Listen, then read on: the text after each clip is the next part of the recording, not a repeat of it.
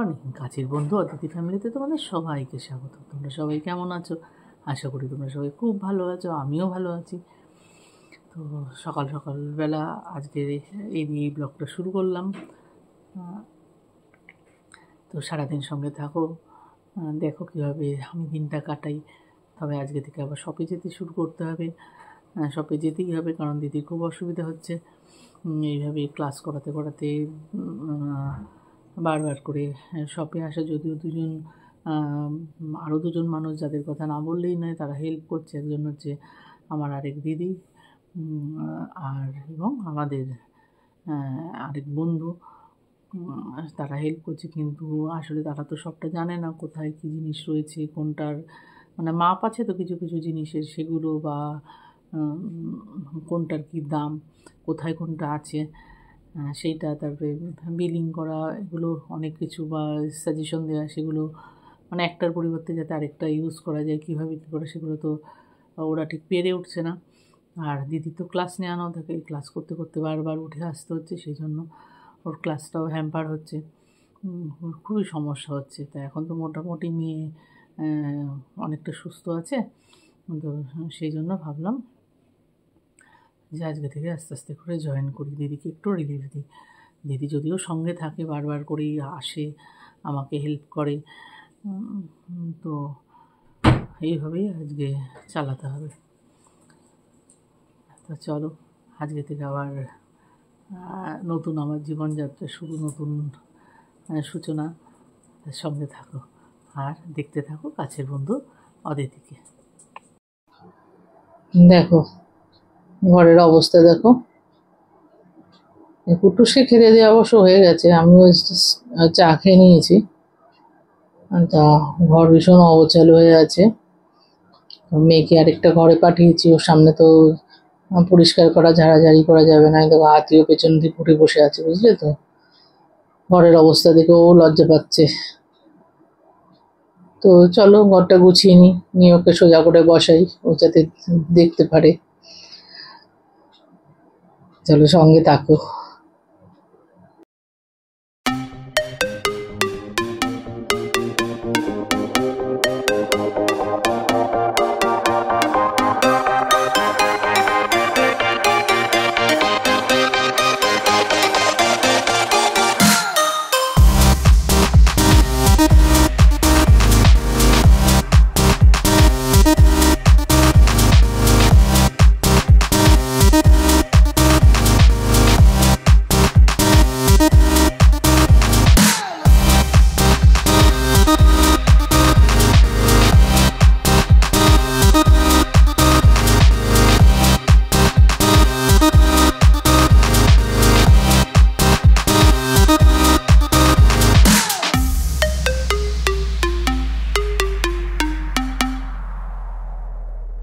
দেখো আমার ঘর গোছানো হয়ে গেছে, বিছানা টান করে দিয়েছি, সে সব বন্ধুদের এখানে সাজিয়ে রেখে দিয়েছি। এবার দেখো হাতে সোজা হয়ে বসে আছে। চাদরটা কি সুন্দর না দেখতে?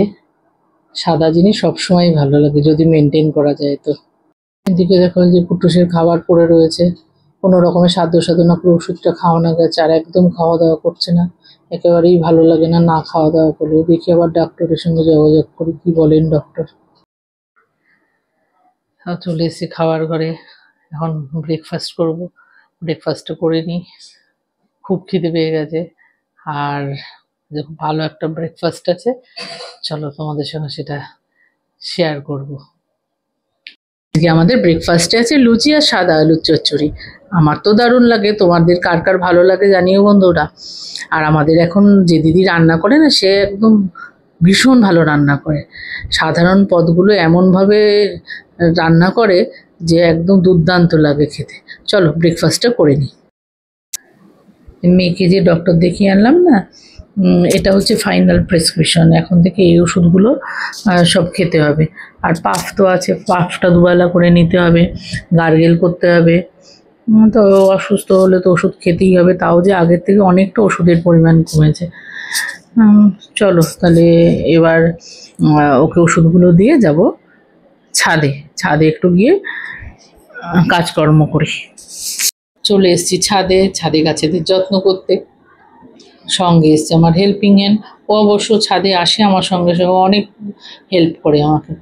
তো একটা কথা কি ভাবছি জানো, আগের দিন যে গাছগুলো পোতা হয়েছে না, আগের দিন না, অনেক কটা দিন হয়েছে, এই গাছগুলোকে সব ছাদে তুলে দেবো।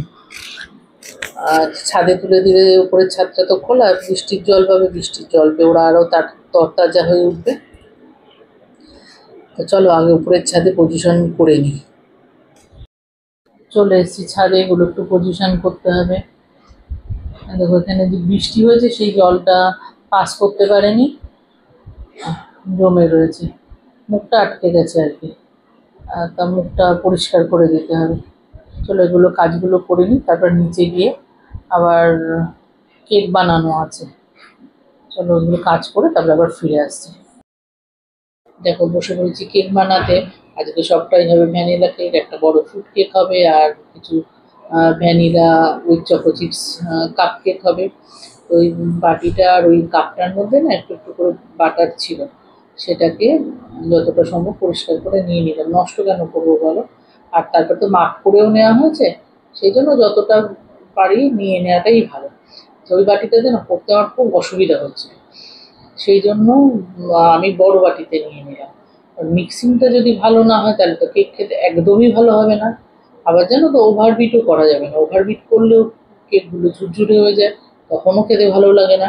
কিন্তু বুঝে বুঝে করতে লাগবে। আমার মিক্সিং হয়ে গেছে, এবার শুধু ভিনিগারটা দেওয়া হবে।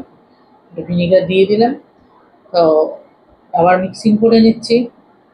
তো আমার মনে হচ্ছে আরেকটু ভিনিগার লাগবে, তো এটা দিয়ে দিই। দিয়ে আবার মিক্সিং করে নিলে আমার পুরো ব্যাটারটা রেডি হয়ে যাবে। এবার জাস্ট মোল্ডে ঢালার অপেক্ষায়। মোল্ডে কাপ কেক তৈরির জন্য ব্যাটার ঢালা হয়ে গেছে, ওপরে চকো চিপস দিয়ে দিয়েছি, ব্যাটারের ভেতরেও চকো চিপস আছে। কি সুন্দর দেখতে লাগছে না? খেতেও এগুলো দুর্দান্ত হয়। মেশিনের ভিতরে তৈরি হচ্ছে বড় ফ্রুট কেকটা। এই ফ্রুট কেকটা দেখতেও দারুণ হয়, খেতেও দারুণ হয়। দাঁড়াও এটা তৈরি হয়ে যাক, তারপর তোমাদের সঙ্গে শেয়ার করছি।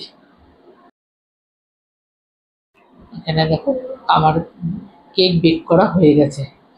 কাপ কেকগুলো কি দুর্দান্ত লাগছে, আর ফ্রুট কেকটা দেখো অসাধারণ লাগছে দেখতে। আর একটা চকলেট কেকও বানিয়েছি, এটা দিয়ে হবে ক্রিম কেক।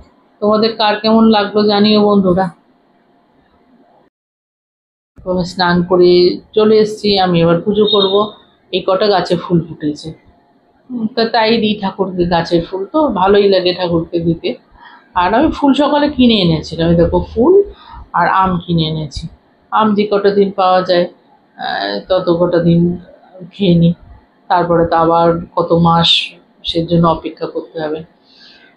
চলো পুজোটা সেরে নিই, সেরে লাঞ্চ করবো, ভীষণ খিদে পেয়ে গেছে। মা আর বেটু বসে পড়েছি লাঞ্চ করতে। আজকে আমাদের একদম সিম্পল খাওয়া, ডাল আর মাছ ভাজা। বেটু আর কিছু খাবে না, আমার জন্য আরেকটা তরকারি হয়েছে, তোমাদের সঙ্গে শেয়ার করছি সেটা। দিদি করেছে কি একটা বেসনের বড়া করে, তার একটা কিছু গ্রেভি মতো করেছে, আমাকে টেস্ট করেছিল, ভীষণই ভালো হয়েছে খেতে। চলো তাহলে লাঞ্চটা করে নিই, তারপর আবার ফিরে আসছি। লাঞ্চ করার পর ওষুধ খেয়ে বেটু এখন রেস্ট নিচ্ছে, তারই ফাঁকে আমি ফাইনাল ডেকোরেশনটা সেরে নিলাম। কারণ আজকে কেকটা ডেলিভারি আছে। কি অসাধারণ লাগছে না দেখতে, এটা খেতেও খুব ভালো হয়। তো তোমাদের কেমন লাগছে জানিও বন্ধুরা আমাকে। তো চলো এটা ফাইনাল বক্সিং করে নিই, এটা আমি সঙ্গে করে নিয়ে যাবো আমার শপ থেকে, এটা ডেলিভারি হবে। দেখো দোকান থেকে আমি চলে এসেছি, কারণ মেয়ে ফোন করেছিল, ওর গায়ে র্যাশ উঠেছে একদম ব্রণর মতো দানা দানা। দেখো সদ্য কালকেই হসপিটাল থেকে এলাম, কালকে তো খেয়াল করেনি ও বা আমি, বা ও গুরুত্ব দেয়নি হয়তো। তো যাই হোক, মনটা খারাপ হয়ে গেছে, তোমাদের সঙ্গে শেয়ার করছি। এখন দিদিও বললো ওই জন্য চলে যেতে, আমি চলে এলাম বাড়িতে। দেখি ডক্টরের সঙ্গে যোগাযোগ করি, ডক্টর কি বলেন সেই নিয়ে সিদ্ধান্ত নেব। দেখো তোমাদের সঙ্গে একটু শেয়ার করি, দেখেছো ব্রণর মতো র্যাশগুলো। তো মেয়ে বললো এটাতে কোনো চুলকানি নেই, কিন্তু ব্যথা রয়েছে, কষ্ট হচ্ছে। মেয়েটা যে আর আমার কত কষ্ট পাবে, আর ভালো লাগছে না গো। এই র্যাশগুলো দেখে তো ভীষণ মন খারাপ হয়ে গেছিল। ধর কি করব, মানে ভেবে পাচ্ছিলাম না, একদম দিশেহারা হয়ে গেছে। তো ডক্টরের সঙ্গে যোগাযোগ করলাম, তো ডক্টর প্রথমে বললেন যে এগুলো কোনো ওষুধের রিয়াকশন, স্কিনের ডাক্তার দেখাতে হয়। তখন আমরা বললাম কিভাবে, কোন ডক্টর দেখো? তো উনি বললেন আগে এখন যে ওষুধ চলছে ওর প্রেসক্রিপশনগুলো পাঠাতে। সেই প্রেসক্রিপশনগুলো সব পাঠালাম। পাঠানোতে বললো না, ওর এমন কোনো ওষুধ দেওয়া হচ্ছে না যেটা থেকে এইগুলো হতে পারে। তা কি হয়েছে, তো হসপিটালের সমস্ত উনি টাইম নিলেন, আবার টাইম নিয়ে আমাদের জানালেন যে হসপিটালে যে সমস্ত কড়া কড়া ডোজের ওষুধগুলো দেয়া হয়েছে সেগুলোর এগুলো আফটার এফেক্ট। তো উনি আর একদমই চাইছে না নতুন কোনো রকম ওষুধ দিতে বা এগুলো চেপে বসিয়ে দিতে। এগুলো বলছেন উনি বেরিয়ে যাওয়াই ভালো। সেই জন্য এগুলো বলছে নিজে থেকে হয়েছে, আবার নিজে থেকেই কমে যাবে। কিন্তু ব্যথা তো আর মেয়ে না, অনেকটা ভয় পেয়েও আছে। কষ্টও অবশ্য হচ্ছে ওর। তো কি করা যাবে, উনি তো বারণ করলেন, সেখানে তার কিছু করার নেই। তো আমি চিন্তা করলাম, আমি মেয়েকে বললাম একটুখানি করে সুদর লাগাতে। তো দেখা যাক, এখন 2-3 দিন অপেক্ষা করা ছাড়া আর কোনো উপায় নেই। সেই আর কি তোমাদের সঙ্গে বললাম শেয়ার করবো, ডাক্তারের সঙ্গে কি কথা, তাই তোমাদের সঙ্গে এগুলো শেয়ার করলাম। চলো, তা সঙ্গে থাকো। কুটুসকে নিয়ে আমি এখন বেরোবো, ওকে একটু ঘুরিয়ে আনি, ওরও মনটা খারাপ, দিনের মধ্যে একবার না বের করলেই নয় ওকে। আর বাড়ির এত টেনশনের মধ্যে না ওদেরও একদম ভালো লাগে না। দেখো কোথাও থেকে কিছু আওয়াজ পাচ্ছে, ও আচ্ছা সাইডের বারান্দা থেকে হচ্ছে। আসলে আমরা একতলায় থাকি তো, এই ঢুকি ঢোকে, ডাস্টবিনটা বাইরে রাখা থাকে, ওগুলোকে ফেলে। আবার বেজিরও খুব উৎপাত জানো তো আমাদের এখানে, ওই জন্য আওয়াজ পেয়েছি। দেখো আমার একদম কোনো দিকে নজর নেই, দেখো ওই দিক দিয়ে যেতে চাইছে, তো দরজাটা বন্ধ করে দিয়েছি। কান খারাপ করে একদম শুনছে, আমি বলছি তো লেজটা নাড়াচ্ছে, আবার ওই দিকেই মন, আমার কথার দিকে কোনো ভ্রুক্ষেপ নেই। চল নিয়ে বেরোই, ওকে নিয়ে ঘুরে আসি, ঘুরে রাস্তায় নিয়ে ওকে ঘুরতে ঘুরতে না কথা বলতে পারি না।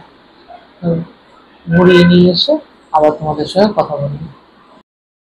বেড উপরে আমরা চলে এসেছি, আমাদের পা ধোয়া হয়ে গেছে। আমরা এইভাবে পাটা মুছি, এটা হচ্ছে তার পা মোছার রুমাল। সে তার জিনিস কেউ ধরুক একদমই পছন্দ করে না, এখন পা মুছিয়ে দেওয়া হচ্ছে বলে। নাহলে তুমি যেই বলবে কুটু সেই রুমালটা নিয়ে নিলে অমনি লাভ দিয়ে যাবে। পাগুলো ভালো করে না মুছিয়ে দিলে না, ওই ওদের পায়ের ওই আঙুলের গ্যাপে গ্যাপে একদম তোমার লাল লাল হয়ে র্যাশ বেরোয় আর কি, ভীষণ কষ্ট হয় তখন, চুলকাতে থাকে। সেই জন্য পাটা ধুয়ে ভালো করে মুছিয়ে দিতে হয়। আজকে একদম সিম্পল খাওয়া আমাদের, মাছের ঝোল আর ভাত, আলু ঝিঙে দিয়ে মাছের ঝোল করা হয়েছে। চলো তাহলে ডিনারটা সেরে নিই। আমাদের খাওয়া দাওয়া হয়ে গেছে, সব কাজকর্ম কমপ্লিট, আজকে এই পর্যন্তই। আজকের ভিডিওটা যদি ভালো লেগে থাকে তাহলে লাইক, কমেন্ট অ্যান্ড শেয়ার করো, আর কাছের বন্ধু অতিথি চ্যানেলকে সাবস্ক্রাইব করো। আবার দেখা হবে নেক্সট ব্লগে। ভালো থেকো বন্ধুরা, গুড নাইট, টাটা।